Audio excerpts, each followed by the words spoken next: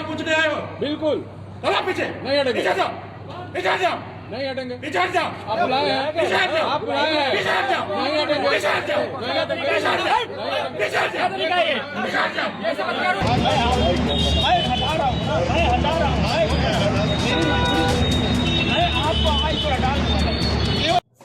नमस्कार, मैं हूं जगत सिंह अवाना और आप देख रहे हैं सब इंडिया टाइम्स।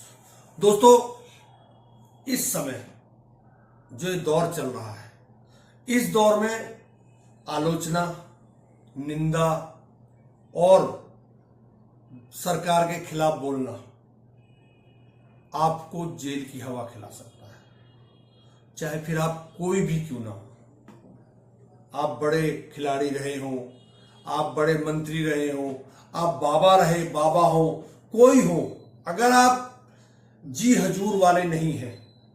आपको याद होगा जब राजशाही जब होती थी तो हर राजा अपने दरबार में एक कवि रखता था और वो कवि शायर या कवि राजा साहब के फेवर में राजा साहब को महान बताने के लिए तरह तरह की शायरी किया करते थे, राजा का मनोबल बढ़ाते थे, राजा में जो गुण नहीं होते थे वो भी गाते थे, जो राजा गलत भी करता था उसे भी सही बताते थे।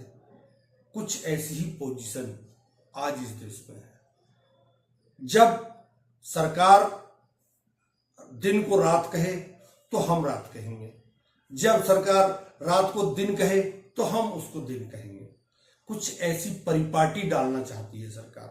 कुछ लोग हैं जो उनकी बातों को नहीं मान रहे। कुछ लोगों में आप भी हो सकते हैं, मैं भी हो सकता हूं, बाबा भी हो सकते हैं, शंकराचार्य भी हो सकते हैं। मैं आज आपसे बात करूंगा दो तीन खबरों पर, शंकराचार्य की खबर पर और मोहम्मद शाहिद जिसने ओलंपिक में भारत को गोल्ड मेडल दिलाया था हॉकी में, उसके बारे में, और सोनम वांगचुक के बारे में। सोनम वांगचुक को उठाकर लद्दाख से राजस्थान की एक जेल में रखा गया है एनएसए के तहत। खैर, मैं शुरुआत करता हूं शंकराचार्य से। शंकराचार्य जी का पहले ये आप एक वीडियो देखिए। अभी सवाल पूछने आए हो? बिल्कुल चलो पीछे। नहीं हटेंगे। पीछे जाओ, पीछे जाओ, नहीं हटेंगे। पीछे जाओ। आप बुलाए हैं, पीछे जाओ, आप बुलाए हैं, पीछे जाओ, नहीं हटेंगे, पीछे जाओ, नहीं हटेंगे, पीछे जाओ, नहीं हटेंगे। पीछे जाओ, पीछे जाओ।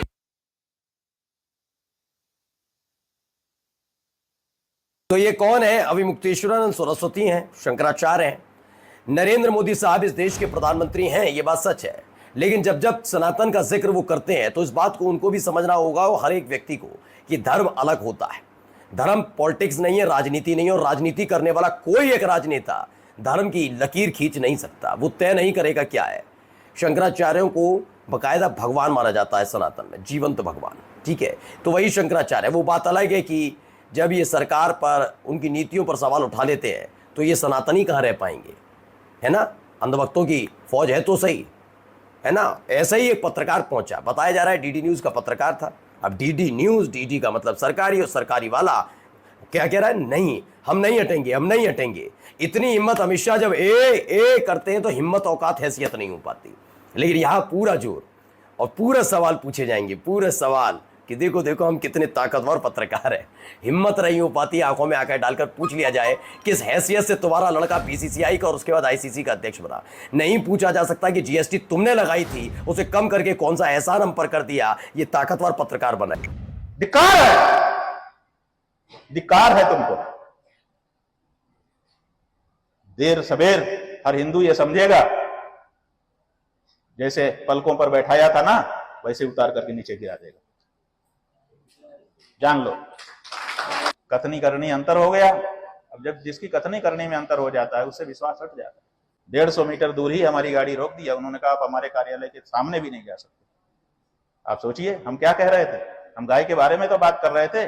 गाय के बारे में बात करने वाला देश का एक सन्यासी आपके कार्यालय के दरवाजे पर भी नहीं जा सकता। इनका कहना है कि बीजेपी के कार्यालय तक नहीं जाने दिया मुझे। शंकराचार्य स्वामी अविमुक्तेश्वरानंद सरस्वती, इतनी चिड़न अपने आप को हिंदूवादी पार्टी कहने वाली बीजेपी को।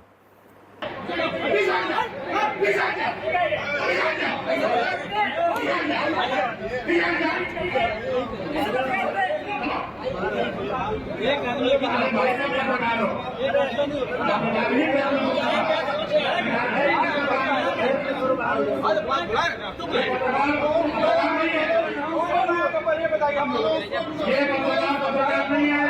देखते जाइए कितनी ताकत है इस पत्रकार में, मान गए।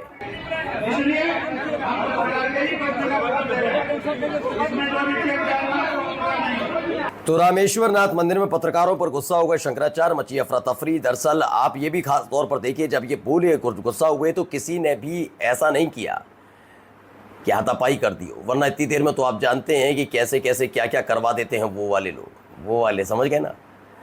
मैं फिर कहता हूं, चुनौती देता हूं उस पत्रकार को, हिम्मत है तो पूछ लेना। आए थे ना अमित शाह, नहीं हटेंगे। इधर जाओ, आप लाए हैं क्या? आप लाए हैं?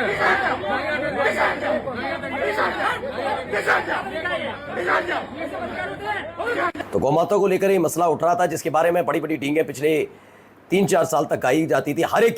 आप वीडियो देख रहे हैं, शंकराचार्य जी गुस्से में। गुस्सा इन्हें क्यों आ रहा है? दरअसल ये डीडी न्यूज का रिपोर्टर है और शंकराचार्य से गाय के बारे में पता करना चाह रहा था, क्योंकि शंकराचार्य ने अभी गायों के लिए एक अभियान चलाया है और जो सरकार को हजम नहीं हो रहा है वो अभियान। तो आप जानते हैं डीडी न्यूज किसका है, वो सरकार का चापलूस है, सरकारी चैनल है, तो किसके लिए करेगा।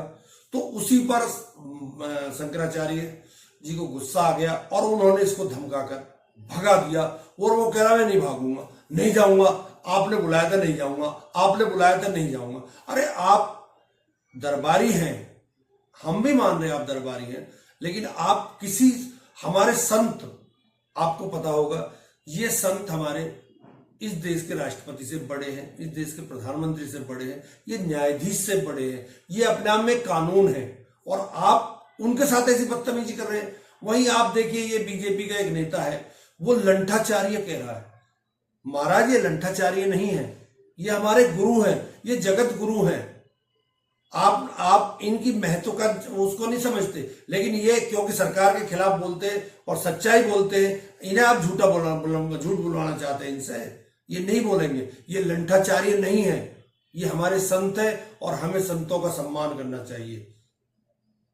खैर ये बीजेपी की अपनी राजनीति है कि जो उन्हें सूट करता है ये उसी पर चलते हैं। दूसरी खबर मैंने आपको बताया था, मोहम्मद शाहिद बनारस के रहने वाले थे। बनारस में सड़क को चौड़ी करने के उसमें 14-15 मकानों को ढाया जा रहा था। उन मकानों में एक मकान मोहम्मद शाहिद के पिता का भी था। मोहम्मद शाहिद का स्वर्गवास हो चुका है, उनके पिता का था। वो पुलिस वाले से रिक्वेस्ट कर रहे हैं कि मुझे आप कल तक का समय दे दीजिए। आप एक बार देखिए ये क्या रिक्वेस्ट कर रहे हैं और क्या क्या बातें इनके बीच में हुई है।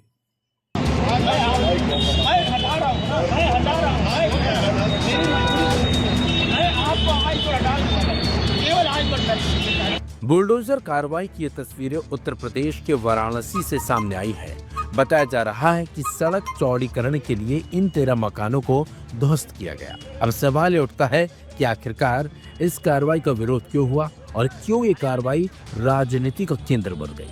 तो इसकी वजह है पूर्व ओलंपियन और पद्मश्री हॉकी प्लेयर स्वर्गीय मोहम्मद शाहिद। दरअसल जिन मकानों को तोड़ा गया, इन मकानों में पूर्व ओलंपियन और पद्मश्री हॉकी प्लेयर स्वर्गीय मोहम्मद शाहिद का भी घर शामिल था। सड़क चौड़ीकरण के लिए ये कार्रवाई की गई। शाहिद के परिजनों ने पुलिस और प्रशासन से काफी बहसबाजी की और कार्रवाई रोकने की मांग की, लेकिन उनकी एक नहीं सुनी गई और बुलडोजर चला दिया गया। प्रशासन का कहना है कि इन घरों में रहने वाले 9 सदस्यों में से 6 ने मुआवजा ले लिया था, जबकि बाकी लोग समय की मांग कर रहे थे। बुलडोजर एक्शन की घटना का एक वीडियो सोशल मीडिया पर वायरल हो रहा है, जिसमें एक बुजुर्ग मुस्लिम पुलिस वाले से कहते नजर आए, मिश्रा जी मैं आपके पैर पकड़ रहा हूँ, बस आज की मोहलत दे दीजिए, कल हटा लेंगे। सुनिए क्या कुछ पुलिसकर्मियों और परिजनों के बीच बहसबाजी हुई। हमारा टोल है मित्र जी, मैं आपसे पैर पकड़ रहा हूँ, मैं हटा रहा हूँ, मेरी मजबूरी है, मैं आपको आज को हटा दूंगा, केवल आज पर मैं हटवा दूंगा। मोहम्मद शाहिद के परिवार ने प्रशासन की इस कार्रवाई का विरोध किया। परिवार का कहना है कि उन्होंने कोई मुआवजा नहीं लिया है और उनके पास दूसरा मकान नहीं है, ऐसे में वे बेघर हो जाएंगे। ये सिर्फ प्रशासनिक गुंडाई और पुनर्निवास की व्यवस्था नहीं की जा रही है। जबकि प्रशासन का इस पर क्या कुछ कहना है, अब वो सुनिए। सड़क चौड़ीकरण का कार्रवाई चल रहा है। इसमें आप देख रहे होंगे पीडब्ल्यूडी के सहयोग से ये मकानों का जिन्होंने पैसा ले लिया है उनका जो है ये ध्वस्तीकरण की कार्रवाई सड़क चौड़ीकरण को लेकर हो रहा है। जी जी, इसके पहले भी हुआ था।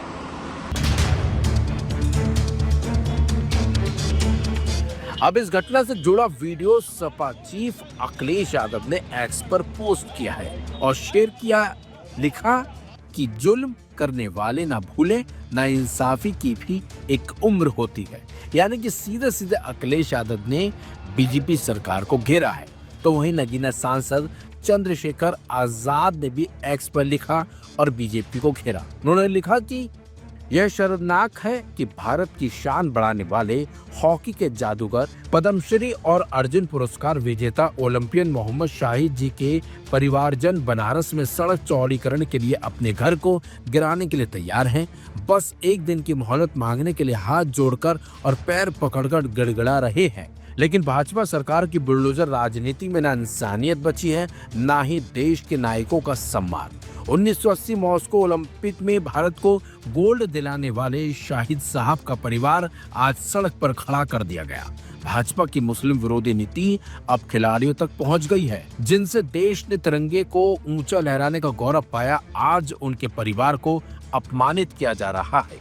वही लोक निर्माण विभाग ने संधा से पुलिस लाइन तक सड़क चौड़ीकरण का काम पूरा कर लिया है।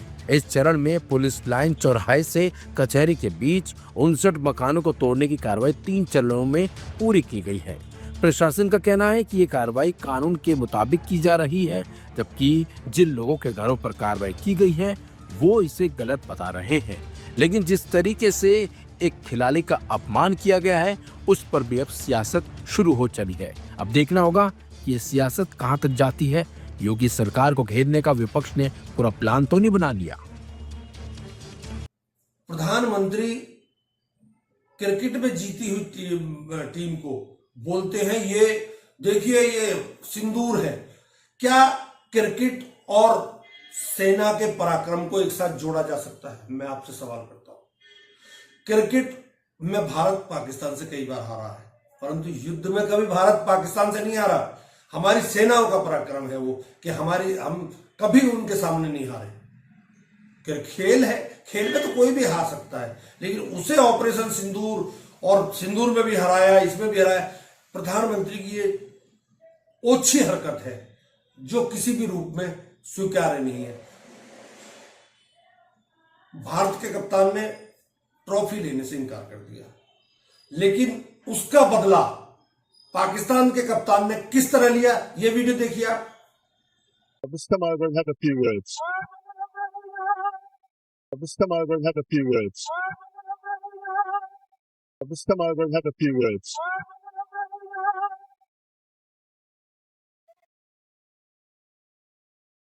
इस वीडियो के बाद जिसमें एक पाकिस्तानी कप्तान ने एक भारतीय से मिलने वाला जो सांकेतिक चेक होता है उसे फेंक दिया, उससे क्या हो गया? जाहिर सी बात है ये चेक जाएगा, क्योंकि वो जो बड़ा सा चेक उसने फेंका है वो बैंक में डिपॉजिट नहीं होने वाला है। चेक छोटा सा ही है। वो जो चेक है वो सिर्फ एक प्रोटोटाइप है, वो सिर्फ एक सांकेतिक चेक है दिखाने के लिए, मगर ड्रामा इन्होंने भी किया। तो मैं फिर ये सांकेतिक चेक था जिसे पाकिस्तान के कप्तान ने फेंक दिया लेकर। इसे आप किस श्रेणी में लाएंगे? अपमान है ये या नहीं है? खैर आप खुद सोचिए। अब मैं आता हूं सोनम वांगचुक की बात पर। सोनम वांगचुक को जेल भेज दिया। उनकी पत्नी कह रही है कि वो राष्ट्रद्रोही कैसे हो गए, देशद्रोही कैसे हो गए। उन्होंने जो भी आज तक काम किए हैं वो सारे देश की भलाई के लिए किए हैं।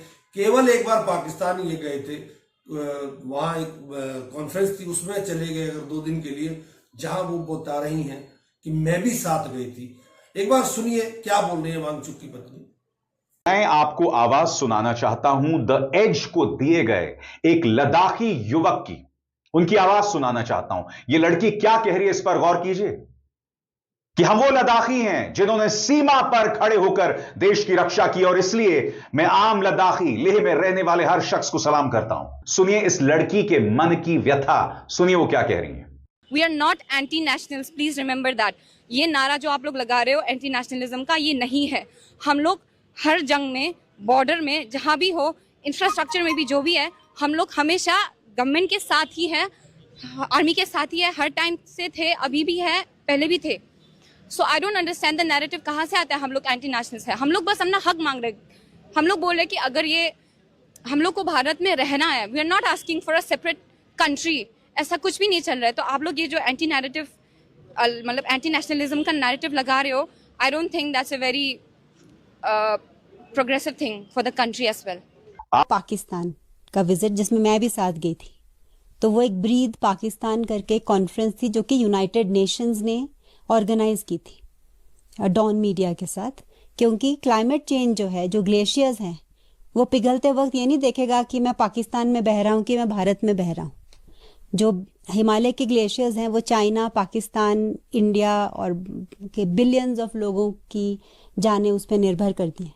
कॉन्स्पिरेसी थ्योरी बनाना और आईएसआई का एजेंट बनाना ये बिल्कुल ही बेबुनियादी और नॉनसेंसिकल है। सेकेंडली, उन्होंने मंच से अपने इंटरव्यू में और अपने टॉक में प्रधानमंत्री मोदी जी की बहुत प्रशंसा की कि वो एक ऐसे लीडर हैं जो कि कार्बन न्यूट्रलिटी की बात करते हैं, जो इतने अवेयरनेस और सेंसिटिविटी है उनको अबाउट क्लाइमेट चेंज। ये बिल्कुल एक साजिश है जो कि प्री प्लान्ड है, और ये पूरी दुनिया जानती है। ये किसी को बेवकूफ़ नहीं बना सकते। सबको पता है कि सोनम 6 शेड्यूल के लिए लड़ रहे हैं और गवर्नमेंट को ये देना नहीं है, और वो ऐसे कुछ नया भी नहीं लड़ रहे। जो गवर्नमेंट ने खुद प्रॉमिस किया था अपने इलेक्शन मैनिफेस्टो में, वो जस्ट बहुत पीसफुल तरीकों से उनको बार बार अनशन के द्वारा, पदयात्रा के द्वारा अटेंशन उनको इस तरफ लाने की कोशिश कर रहे हैं पीसफुली। और सवाल यहाँ देश प्रेमी या देशद्रोही का नहीं है, परंतु सरकार किसी को सर्टिफिकेट नहीं दे सकती कि आप देशद्रोही हैं। ये बीजेपी वाले कोई किसी को सर्टिफिकेट नहीं दे सकते कि आप देशद्रोही हैं। सोनम वांगचुक का इतिहास जब लिखा जाएगा वो स्वर्णिम अक्षरों में लिखा जाएगा। उसने कितने बच्चों का भला किया है, क्या क्या अभियान उसने चलाए हैं, उसका हर आदमी को पता नहीं है, परंतु जब उसका इतिहास लिखा जाएगा तो आप भी दांतों तले उंगली दबा जाएंगे। बीजेपी से सर्टिफिकेट नहीं चाहिए, बीजेपी वालों से सर्टिफिकेट नहीं चाहिए, बीजेपी की सरकार से सर्टिफिकेट नहीं चाहिए कि हम भारतीय हैं या नहीं। अगर आप भारतीय होते तो शहीदों की 26 पहलगाम के जो में शहीद हुए उनकी शहादत पर आप मैच ना कराते। मैच का बहिष्कार होता है एशिया कप का। ऐसे ड्रामेबाजी से कुछ नहीं होता, ट्रॉफी नहीं ली या वो नहीं लिया। क्या होता है इन चीजों से? उसने भी तुम्हारा चेक फेंक दिया जो कि भारतीय ने दिया था। ऐसे भारतीय नहीं, ऐसे देश प्रेमी नहीं कहा जा सकता। नारे लगाने से देश प्रेमी नहीं होता साहब, दिल में तिरंगा रखने से होता है। और आप जानते हैं ये आरएसएस बीजेपी की आरएसएस की शाखा है बीजेपी। जब आरएसएस तिरंगे को नहीं चाहती तो ये बीजेपी वाले कहां चाहेंगे? ये केवल इस देश के लोगों की भावनाओं के साथ खिलवाड़ करना चाहते हैं और उन शहीदों की चिताओं पर अपनी रोटी सेकना चाहते हैं जो शहीद इस देश के लिए हुए हैं। मोहम्मद शाहिद का घर तोड़ दिया डेवलपमेंट के नाम पर। उधर शंकराचार्य से डीडी का न्यूज का संवाददाता बहस कर रहा है। उसकी इतनी औकात है वो बहस करेगा शंकराचार्य से, और आप सोनम वांगचुक को एनएसए में लगाकर बंद कर देंगे। गजब है साहब। यही होता रहा तो इस देश में आवाज बंद हो जाएगी, बोलने वाले नहीं रहेंगे, केवल गूंगे और सड़कों पर जिंदा लाश की तरह आदमी घूमेगा। आप देखते रहना, यही होगा अगर नहीं जागे तो। नमस्कार, बहुत बहुत धन्यवाद।